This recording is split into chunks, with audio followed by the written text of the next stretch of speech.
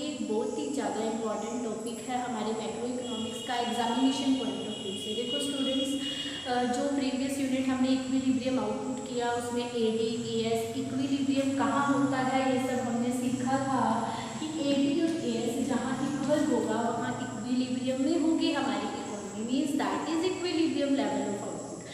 तो उसी बेस पे, उसी की नॉलेज के बेस पे हम कंसेप्ट करने वाले हैं डेफिशिएंट डिमांड। ये है क्या, इस सिचुएशन में क्या क्या हमारी इकोनॉमी में कंसिक्वेंसेस आते हैं और ये किस वजह से होता है, ये हम डिस्कस करेंगे। तो first of all it's meaning should be clear. Deficient demand, देखो ये एक ऐसी सिचुएशन है, डेफिशिएंट मीन्स डेफिशिएंसी, किसी चीज़ की डेफिशिएंसी होना। Here we are talking about deficiency of demand. Economy में जब डिमांड की कमी हो जाती है, means demand, aggregate demand is less than aggregate supply. जब एग्रीगेट डिमांड जो है एग्रीगेट सप्लाई से कम होगा, और here we have to see that corresponding to full employment level. मतलब अगर हम सिंपली कह देते हैं aggregate demand is less than aggregate supply, तो this is not deficient demand. Deficient demand क्या है, जब एग्रीगेट डिमांड एग्रीगेट सप्लाई से कम है और corresponding to full employment level. Corresponding to full employment means economy के अंदर जो रिसोर्सेज हैं दैट आर फुली यूटिलाइज्ड, पूरी तरह से यूटिलाइज हो चुके हैं, इकोनॉमी में एक्सेस कैपेसिटी नहीं है। मीन टू से कि अगर हम प्रोडक्शन को बढ़ाना चाहें तो हम नहीं बढ़ा पाएंगे इकोनॉमी में, तो इसका मतलब है कि फुल एम्प्लॉयमेंट है, रिसोर्सेज आर फुली यूटिलाइज्ड। तो सिंपली डेफिशिएंट डिमांड की जो प्रॉब्लम है this is that when aggregate demand in the economy means जो टोटल डिमांड है, जो डिजायर्ड एक्सपेंडिचर है, this is less than aggregate supply, means total flow of goods and the services. Economy के अंदर जितना प्रोडक्शन हो रहा है या जितना गुड्स और सर्विसेज का फ्लो हो रहा है, डिमांड उससे कम है। This is the situation of deficient demand. देखो यही सिचुएशन हम कर्व की हेल्प से करने वाले हैं। With the help of curve देखिएगा स्टूडेंट्स, हम लोग कर्व जो है वो ऑलरेडी डिस्कस कर चुके हैं। एग्रीगेट सप्लाई कर्व क्या होता है, this is upward sloping and makes 45 degree angle with the x axis, और एडी कर्व है जो वाई एक्सिस से स्टार्ट होगा और ये अपवर्ड स्लोपिंग रहता है। तो अब यहाँ सिचुएशन देखो क्या रहती है, जो एग्रीगेट डिमांड है that is less then full employment aggregate demand. तो यहाँ पे एग्रीगेट डिमांड के दो कर्व्स हम लोग शो करने वाले हैं, एक तो एएस कर्व बनाया, दूसरा ADF. ADF means full employment aggregate demand और we can say aggregate demand at full employment level. मतलब एग्रीगेट सप्लाई को कंप्लीट करने के लिए, उसको पूरी तरह यूटिलाइज करने के लिए जितना इकोनॉमी में डिमांड होना चाहिए, मतलब फुल एम्प्लॉयमेंट लेवल पे जो एग्रीगेट सप्लाई है उसको कंप्लीट करने के लिए, फुली यूटिलाइज करने के लिए जो डिमांड होनी चाहिए दैट इज एडीएफ। ठीक है, पर हमारी इकोनॉमी में ये एग्रीगेट डिमांड फुल एम्प्लॉयमेंट वाली नहीं है, वी हैव एडीपी, मतलब एडीएफ से कम है, फुल एम्प्लॉयमेंट लेवल पे नहीं है aggregate demand. ADP planned aggregate demand जो है, प्लान्ड एग्रीगेट एक्सपेंडिचर जो है वो फुल एम्प्लॉयमेंट वाले एग्रीगेट डिमांड से कम है, इसीलिए तो हमने बोला AD is less than AS. तो एडी एएस से कम है, इट मींस फुल एम्प्लॉयमेंट पे कितना एग्रीगेट डिमांड होना चाहिए दैट इज ओटी, पर एक्चुअल में कितना है, ओटी है aggregate demand, this is ADP curve. मतलब इकोनॉमी में, यहाँ इकोनॉमी इक्विलिब्रियम में होती अगर फुल एम्प्लॉयमेंट वाला डिमांड इकोनॉमी में होता तो, पर यहाँ पर जो डिमांड है दैट इज लेस, जिस वजह से इकोनॉमी इक्विलिब्रियम में तो है, यहाँ पे एडीएस के इक्वल तो है। एडीएस के इक्वल कैसे होगा, प्रोडक्शन को कम कर दिया जाएगा, तो हम कंसिक्वेंसेस में पढ़ेंगे, पर यहाँ पर फुल एम्प्लॉयमेंट इक्विलिब्रियम नहीं है, जिससे इकोनॉमी में अंडर एम्प्लॉयमेंट की सिचुएशन आएगी, अनएम्प्लॉयमेंट आ जाएगा, क्योंकि प्रोडक्शन को कम करना पड़ेगा।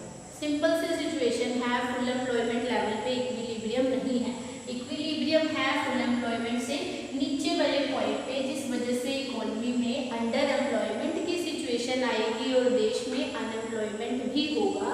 तो this is the situation of deficient demand.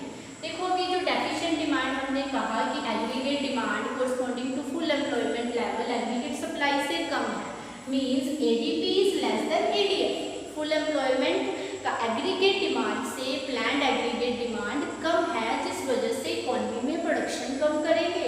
Production कम करेंगे तो उससे क्या होगा, आउटपुट कम होगा, इससे अनएम्प्लॉयमेंट भी आएगा। क्यों, क्योंकि जो लोग काम कर रहे थे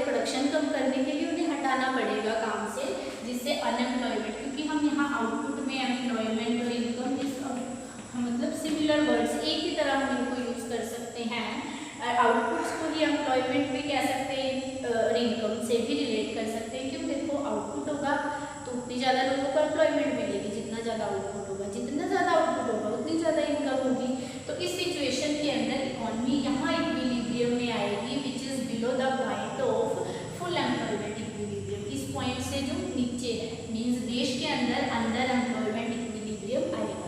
और यहाँ पे अगर मैं कहती हूँ कि डेफिशिएंट डिमांड कौन सी है, जो डेफिशिएंट डिमांड है दिस, जो इन दोनों के बीच का गैप है, वर्टिकल डिस्टेंस है इन दोनों के बीच का उसका, this is deficient demand, this is deficient demand. इसी को हम डेफिशिएंट डिमांड की वजह से इकोनॉमी में एक गैप आता है that is called deflationary gap. इसको हम डिफ्लेशनरी गैप भी बोल सकते हैं, डिफ्लेशनरी गैप। बाकी इसको हम जो कंसिक्वेंसेस करेंगे उसमें कंप्लीटली डिस्कस करने वाले हैं।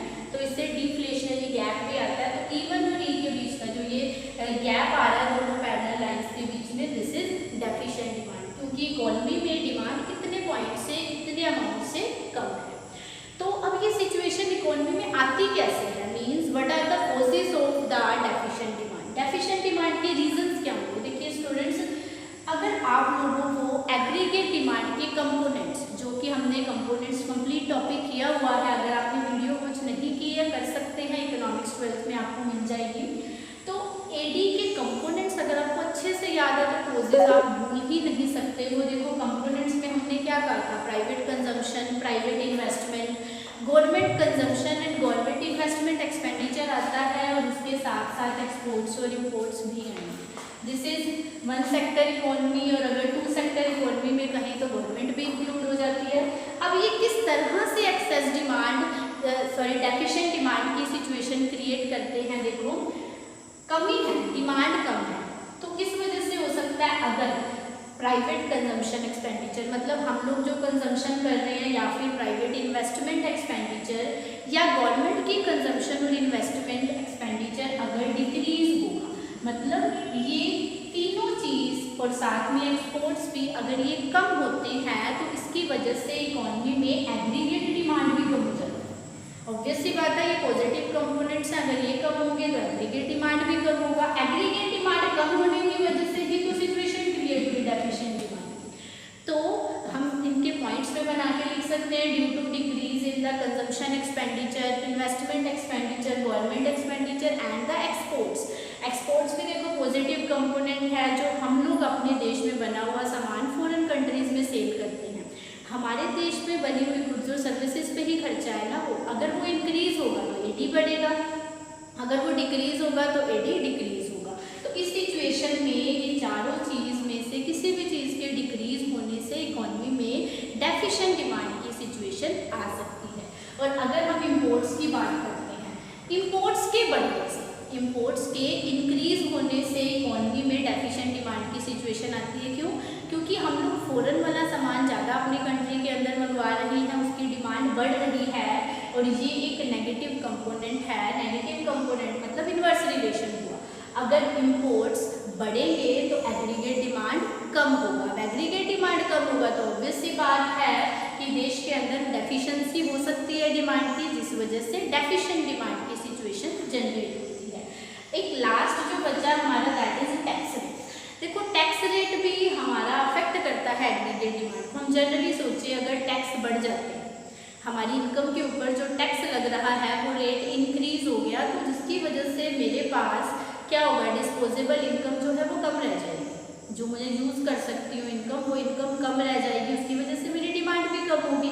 तो टैक्स रेट के भी बढ़ने से एग्रीगेट डिमांड कम हो जाता है, और जब एग्रीगेट डिमांड कम होता है तो डेफिशिएंसी आ जाती है डिमांड में। This is the situation of deficient demand.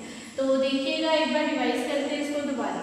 Deficient demand की सिचुएशन है, डिमांड कम होने की वजह से डेफिशिएंसी आएगी। तो ये जो चार कंपोनेंट्स है CI, G और X, इन सबके कम होने से डिमांड कम होगी और डेफिशिएंट डिमांड क्रिएट होगा। और इम्पोर्ट्स और टैक्स रेट, इन दोनों के बढ़ने से इकोनॉमी के अंदर डेफिशिएंट डिमांड की सिचुएशन आएगी। तो स्टूडेंट्स, डेफिशिएंट डिमांड AD/AS से कम है, corresponding to full employment level. इसके बिना ये सिचुएशन सिचुएशन इनकम्प्लीट है तो विदाउट इट आपका मीनिंग कंप्लीट नहीं होगा। स्टूडेंट्स जनरली लिखना भूल जाते हैं corresponding to full employment level, तो ये जरूर आपने ध्यान रखना है। फुल एम्प्लॉयमेंट की सिचुएशन में जब इकोनॉमी में ADAS से कम होता है this is situation of deficient demand. तो अब हमने कर लिया जब ADP ADF से कम है तो बीच का जो गैप है दैट इज डेफिशिएंट डिमांड। तो ये स्टूडेंट्स तो डेफिशिएंट डिमांड हम लोग कर रहे हैं, उसमें देखो कोजेस हम लोगों ने पढ़ ली है, क्या अफेक्ट्स मतलब किस वजह से डेफिशिएंट डिमांड की सिचुएशन अराइज होती है। तो जो नेक्स्ट है what is the consequences of deficient demand, मतलब डेफिशिएंट डिमांड के होने से हमारी इकोनॉमी पे क्या अफेक्ट पड़ता है, मतलब what is the result of deficient demand. देखो अभी हमने मीनिंग में भी डिस्कस किया, तो में मैंने बताया कि इकोनॉमी के अंदर डिफ्लेशनरी गैप आ जाता है। This is one of the effect of deficient demand, deflationary gap. और we can say under employment equilibrium, अभी मैंने पहले भी आपको बताया कि इकोनॉमी के अंदर अनएम्प्लॉयमेंट की सिचुएशन आ जाती है। मीन्स जो इक्विलिब्रियम तो होगा ADS के इक्वल तो होगा पर less than the situation of the employment equilibrium. ADF से कम लेवल के ऊपर इकोनॉमी इक्विलिब्रियम में आती है तो अंडर एम्प्लॉयमेंट इक्विलिब्रियम की सिचुएशन आएगी। अनडिजायर्ड स्टॉक, देखो जब ADAS से कम होता है तो कुछ स्टॉक एक्स्ट्रा बचा रह जाएगा, that is undesired stock and loss of the profit. देखो अभी इसको वन बाय वन डिस्कस करते हैं। डिफ्लेशनरी गैप की सिचुएशन देखो कैसे आती है। हमने बोला इकोनॉमी के अंदर ADAS से कम है, एग्रीगेट डिमांड एग्रीगेट सप्लाई से कम है। जब लो AD होगा, लो AD होने की वजह से इन्वेस्टमेंट कम हो रही है, अभी कोजेस में पढ़ा प्राइवेट इन्वेस्टमेंट या फिर जो बिजनेस इन्वेस्टमेंट है वो कम होगी। इन्वेस्टमेंट कम होगी तो इस वजह से आउटपुट भी कम होगा। आउटपुट मतलब प्रोडक्शन कम हो रही है, आउटपुट कम हो रहा है तो लोगों की इनकम कम होगी। अब इनकम कम है तो आगे वो लोग इन्वेस्ट कम करेंगे, मीन्स आगे और AD कम होता जाएगा। तो ये सिचुएशन इसी तरह से ही बन जाती है। This is called the situation of deflationary gap, और जिससे इकोनॉमी एक डिफ्लेशनरी स्पाइरल में फंस जाती है। तो देखो यहाँ पे हमने जो भी बताया कि डेफिशिएंट डिमांड है इन दोनों के बीच का गैप, इसी को ही हम डिफ्लेशनरी गैप भी बोलते हैं। जब जो हमारा एक्चुअल AD है वो फुल एम्प्लॉयमेंट वाले AD से कम है, जिस वजह से इक्विलिब्रियम इस पॉइंट पे आ रहा है, that is E1 point. E1 point पे इक्विलिब्रियम है तो यहाँ पे क्या होगा, हमारी इकोनॉमी के अंदर डिफ्लेशन आया क्योंकि डिमांड जो एक्चुअल की इतनी होनी चाहिए थी एग्रीगेट सप्लाई फुल एम्प्लॉयमेंट वाली कंप्लीट करने के लिए, पर वो उससे कम है। उससे कम होने की वजह से ये बीच में जो गैप आया इन दोनों के बीच का, दिस इज डिफ्लेशनरी गैप। इसी को ही हमने डेफिशिएंट डिमांड बोला। तो मतलब डिफ्लेशनरी गैप एक ऐसा गैप है which arise due to the situation of deficient demand. तो यही हमारा डिफ्लेशनरी गैप है। This is consequence of deficient demand. And next is under employment. Under employment equilibrium, देखो हमने क्या बोला, अगर ADF पे करते हैं, अगर एग्रीगेट डिमांड पूरी होती है जितनी एग्रीगेट सप्लाई है, तो उस सिचुएशन में आउटपुट कितना होना था हमारा OM, आउटपुट OM था। डिमांड भी होती तो पूरा इक्विलिब्रियम रहता इस पॉइंट पे और वो फुल एम्प्लॉयमेंट इक्विलिब्रियम होता। पर इकोनॉमी में जो डिमांड है वो इतने से कम है, मतलब इस लेवल की डिमांड है, OP डिमांड है, जिस वजह से इक्विलिब्रियम किस पॉइंट पे है, E1 पॉइंट पे। This is the equilibrium. पर ये कैसा इक्विलिब्रियम है, अंडर एम्प्लॉयमेंट इक्विलिब्रियम। क्यों?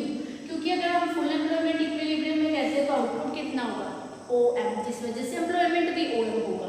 पर अगर डिमांड कम है तो प्रोड्यूसर्स को प्रोडक्शन कम करना पड़ेगा इतने से, तो प्रोडक्शन ON हो रहा है। तो इस सिचुएशन में जो इक्विलिब्रियम होगा OM, that will be under employment equilibrium. तो इकोनॉमी के अंदर अनएम्प्लॉयमेंट की सिचुएशन अराइज हो जाती है अंडर एम्प्लॉयमेंट इक्विलिब्रियम की वजह से। देखिए OM जो है this is full employment equilibrium GDP and ON is under employment equilibrium GDP। तो ये दो कंसीक्वेंसेस है। नेक्स्ट इज अनडिजायर्ड स्टॉक, वही बात है, ADAS से कम है तो जितना भी स्टॉक है, कुछ स्टॉक एक्स्ट्रा बचा रह जाता है, वो सप्लायर सेल नहीं कर सकता है, जिस वजह से उसे प्रोडक्शन को क्या करना पड़ता है, आउटपुट को कम करना पड़ता है। और इसी सिचुएशन की वजह से ही इकोनॉमी के अंदर अनएम्प्लॉयमेंट की सिचुएशन और अंडर एम्प्लॉयमेंट इक्विलिब्रियम की सिचुएशन आती है। Last is loss of profit. Profit का लॉस कैसे होगा, देखो कुछ स्टॉक बचा हुआ है, अब उस स्टॉक को क्लियर करना है। क्लियर करने के लिए हो सकता है वो एक्चुअल प्राइस से कम प्राइस पे भी उसे सेल करना पड़े, स्टॉक को निकाल निकालने के लिए, और नेक्स्ट टाइम के लिए वो क्या करेगा, कम स्टॉक प्लान करेगा कि उसे कम प्रोडक्शन करना है, क्योंकि सेल तो हो नहीं रहा है। तो इट मीन्स इकोनॉमी के अंदर जो प्रोड्यूसर है उसे कैसे सिचुएशन फेस करनी पड़ सकती है, लॉस ऑफ प्रॉफिट, क्योंकि उसका स्टॉक कुछ जो सेल नहीं हो रहा है उसे सेल करने के लिए उसे प्राइस रिड्यूस करने पड़ सकते हैं, सो दैट स्टॉक सेल हो जाए। तो दीज आर द कंसिक्वेंसेस। तो अगर एक बार डेफिशिएंट की सिचुएशन आ जाती है, डेफिशिएंट डिमांड की, ये एक स्पाइरल की तरह काम करती है। लो एडी, लो इन्वेस्टमेंट, लो इन्वेस्टमेंट तो फिर कम आउटपुट होगा, कम आउटपुट होगा तो कम इनकम, इसी तरह से सिचुएशन चलती रह जाती है। तो इसको कंट्रोल करने के लिए हम कुछ स्टेप्स करेंगे फर्दर वीडियो में students. I hope students you like it और आपको समझ आया होगा अच्छे से। अगर कोई भी प्रॉब्लम रहती